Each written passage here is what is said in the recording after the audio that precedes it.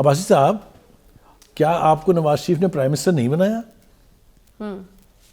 اگر وہ آپ کو دوسرے حلقے سے ٹکٹ نہیں دیتے تو آپ تو اپنی کانسٹیٹوئنسی سے الیکشن میں نہیں جیتے تھے. بھول گئے آپ؟ کیا آپ سینئر وائس پریزیڈنٹ نہیں تھے یا نہیں ہیں؟ آپ نے کس عہدے سے استعفیٰ دیا؟ تو جناب چکی جنہوں نے پیسی ہوئی ہے ان کا رائٹ بھی بنتا ہے اور ان کے پاس وہ ایکسپیرینس بھی ہے، آپ کے پاس نہیں ہے. جو بات کرنے کے قابل لوگ ہیں مثلا خواجہ برادران سے انہوں نے چکی پیسی ہے اور بہت رج کے پیسی ہے. لیکن دوسرا سوال یہ ہے کہ جب نواز شریف ملک سے باہر تھا، جب مریم نواز خاموش تھیں یا ملک سے باہر تھیں، تو ان سٹال ورڈز نے پارٹی کے لیے کیا کیا؟ کوئی ایک جلسہ مجھے بتا دے پرفارمنس ان کی کیا ہے کہ بائی الیکشنز ہوتے ہیں 20 سیٹوں کے اوپر تو میجورٹی لے جاتی ہے پی ٹی آئی. کہاں سے؟ From the heartland of Punjab. Is that right? یہ ہے پرفارمنس ان کی. اب صرف خواہشات کے اوپر تو پارٹیاں نہ بنائی جا سکتی ہیں نہ چلائی جا سکتی ہیں. تو بھائی صاحب آپ کہہ رہے ہیں چودھری نثار صاحب کا بھی پھر یہ ٹیک غلط تھا؟ میں عرض کروں آپ سے، چودھری نثار صاحب کو یہ دیکھیے کہ پارٹی نے دیا کیا. پارٹی نے ان کو ڈیفنس منسٹر بنایا، پارٹی نے ان کو انٹیریئر منسٹر بنایا، پارٹی نے ان کو minister for petroleum and natural resources بنایا. Are these not awards? For 3 successive regime جو نواز شریف صاحب کی رہی ہیں، he was holding the most important position. لوگ یہ کہتے تھے، میں نے پہلے بھی کہا تھا پروگرام میں، کہ اصل پرائم منسٹر تو چودھری نثار ہے. تو کیا کریں؟ پارٹی آپ کے پاس پھینک دیں. دوسری بات یہ ہے کہ حمزہ شہباز شریف، ان کو بھی وہ بھی خاموش ہیں، تھوڑا سا اس کے اوپر بھی بات کر رہے ہیں، باہر سے زیادہ آوازیں آ رہی. ان کو چیف منسٹر نہیں بنایا، ان کو لیڈر آف دا اپوزیشن نہیں رکھا پنجاب میں. کیا کیا انہوں نے؟ تایا ابا ناراض ہیں ان سے، نالا ہیں کہ انہوں نے اس 2.5-3 مہینے میں جو کرنے کے کام تھے وہ نہیں کیے. یعنی آپ یہ کہہ رہے ہیں کہ موروثیت کی بنا پر اگر کوئی آگے آتا بھی ہے، if you don't perform, you go back. یہ میں نے سارے حوالے جو دیے ہیں یہ ریئلسٹک حوالے ہیں. اب جناب آ جائیے جناب، پہلا انہوں نے جلسہ کیا واپس آ کے بہاولپور کو انہوں نے چنا. بہاولپور جائی پہلی تقریر کی ہے انہوں نے، تقریر بڑی لوڈڈ تھی، بڑی بھرپور تھی. اب آ جائیں جناب دوسری بات، رانا ثناء اللہ صاحب بھی بولے وہاں اور وہ بھی آج بڑا ٹھیک بولے ہیں. میرا خیال یہ ہے کہ اگر میں صحیح ہوں تو جو پوزیشن اپنے عباسی صاحب چھوڑ رہے ہیں، خاقان عباسی صاحب، اس پوزیشن پہ اب قبضہ کریں گے جناب رانا ثناء اللہ صاحب. اچھا، اس لیے کہ وہ اب قدم قدم ان کے ساتھ ہیں.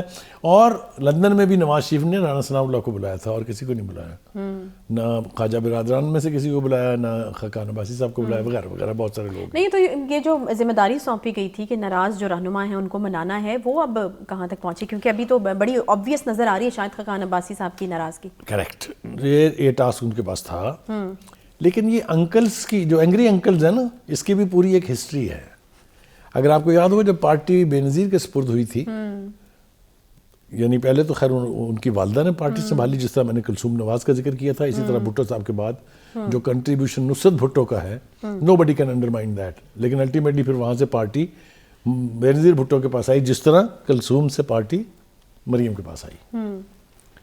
کیا کیا انہوں نے کوشش بہت کی انکلز کو منانے کی، لیکن بھٹو کی پھانسی کے بعد کسی انکل نے تو دوسری شادی کر لی.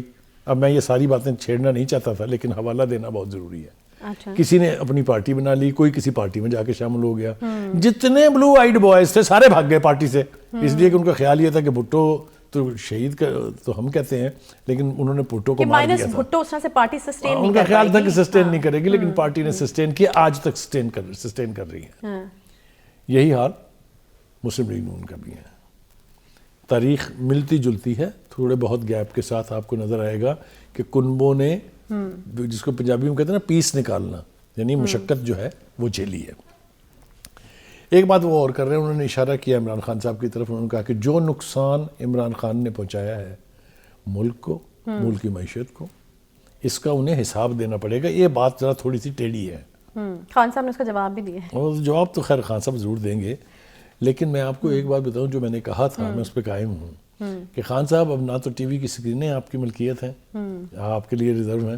اب ایک کاؤنٹر آ گیا ہے مارکیٹ میں، اب آپ کو ذرا سنبھل کے چلنا پڑے گا، اس لیے کہ ترکی بترکی جواب دونوں طرف سے آئیں گے. تو وہ جو ایک فری فیلڈ ملی ہوئی تھی وہ اب لیول پلینگ فیلڈ میں اس وقت کنورٹ ہوگی جب نواز شریف واپس آئیں گے. نواز شریف صاحب کے واپس آنے کے اوپر آج بھی بڑا سوالیہ نشان ہے. میرے خیال سے مریم کے لیے سب سے بڑا چیلنج یہ ہے کہ پارٹی کے اندر مزید دراڑیں نہ آئیں. انہیں تھوڑی سی ضبط کے ساتھ، تھوڑی سی برداشت کے ساتھ کوشش یہ کرنی چاہیے کہ یہ انکل ان کے ساتھ چلیں، اس لیے کہ وقت آپ کے پاس بہت زیادہ نہیں ہے. اگر آپ یعنی یہ جو پروونشل اسمبلیز ہیں ان کے الیکشنز کو اگر آپ تھوڑا ڈیلے بھی کر لیں تو جو نیشنل اسمبلی کا الیکشن ہے وہ تو ہونا ہے نا اپنے وقت میں، اس پر تو کوئی دو رائے نہیں ہے. اور دوسری بات یہ ہے میرے خیال سے اس پلیٹ فارم سے میں اور آپ مل کے یہ تقاضا کرتے ہیں کہ الیکشن جو ہیں پروونشل اسمبلیز کے اور نیشنل اسمبلی کے روایت کے مطابق ایک ہی دن ہونے چاہیے. شاہد خاقان عباسی صاحب کے حوالے سے ہم نے کافی جو ہے وہ گفتگو کر لی ہے، لیکن ان کا ایک آج ایک انٹرویو دیا انہوں نے، ان کا ایک اہم بیان سامنے آیا کہ فواد چودھری والے کیس میں جو رویہ اختیار کیا گیا ہے وہ میں اسے مناسب نہیں سمجھتا.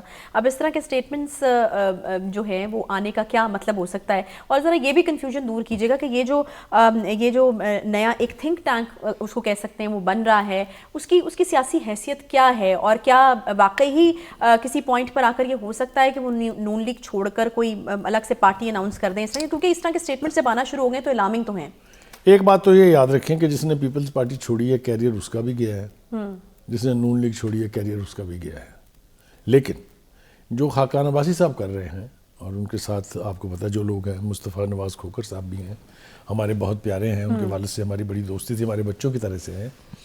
اس کو آپ تھنک ٹینک کہہ سکتے ہیں، پولیٹیکل تھنک ٹینکس بنتے ہیں اور ہونے چاہیے. یعنی یہ ایک ایسی ضرورت ہے جو کسی حکومت کے اوپر پالیسی میکنگ کے لیے، پالیسیوں میں تبدیلی رد و بدل کے لیے ایک پریشر گروپ ہونا چاہیے. اگر تو یہ اس نوعیت کا ہے تو میں ویلکم کرتا ہوں اس کو، یہ ہر پارٹی میں ہونا چاہیے. لیکن آج بھی ان کا جو انٹرویو تھا جو میں ابھی سن کے آیا ہوں ایک چینل پہ بیٹھ کے وہ فرما رہے تھے کہ جو کچھ بھی ہے وہ اپنی جگہ ہے، لیکن الیکشن میں اگلا نون لیگ کے ٹکٹ پر ہی لڑوں گا. اس سے پہلے بھی انہوں نے پہلے وہ یہ کہہ چکے ہیں کہ مریم نواز صاحب اگر کسی سینئر عہدے پر لائی گئیں تو پارٹی میں رہنا ممکن نہیں ہوگا. میرے خیال سے انہوں نے اس کے اندر تھوڑی سی تزیح کر لی ہے. اچھا، ابھی میں آپ کو یہ چند منٹ پہلے کی بات بتا رہا ہوں کہ انہوں نے کہا کہ میں الیکشن لڑوں گا لیکن عہدہ نہیں لوں گا. ٹھیک ہے، وہ اب اس بات پہ آ گئے.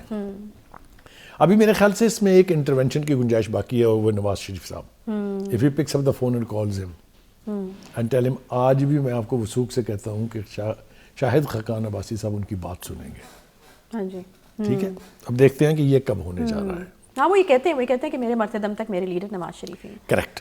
یہ بہت بڑی بات ہے. میں نا بہت عزت کرتا ہوں شاہد خاقان عباسی صاحب کی. ڈھنگ کے آدمی ہیں. ان کے والد جو ہیں وہ بھی بہت ڈھنگ کے آدمی تھے، بڑے رسپیکٹڈ آدمی تھے. ان میں کوئی جھول نہیں ہے، انہوں نے کبھی آج تک کوئی غلط کام نہیں کیا. ایک چارج تھا ان کے اوپر نیب کی طرف سے کہ جی انہوں نے وہ جو گیس کی ڈیل تھی اس میں انہوں نے کوئی مطلب ہے گڑبڑ کی ہے. تو ریکارڈ پر ہے ان کا سٹیٹمنٹ کہ اس ایکٹ کے ایک لفظ کا میں ذمہ دار ہوں اور جواب دہ ہوں. اور آپ کو یاد ہے کہ اس میں سے آج تک کچھ نہیں نکلا. تو وہ شریف آدمی ہیں، ایماندار آدمی ہیں، کام کے آدمی ہیں. میرا نہیں خیال کہ مسلم لیگ کی لیڈرشپ کو انہیں ضائع کرنا چاہیے.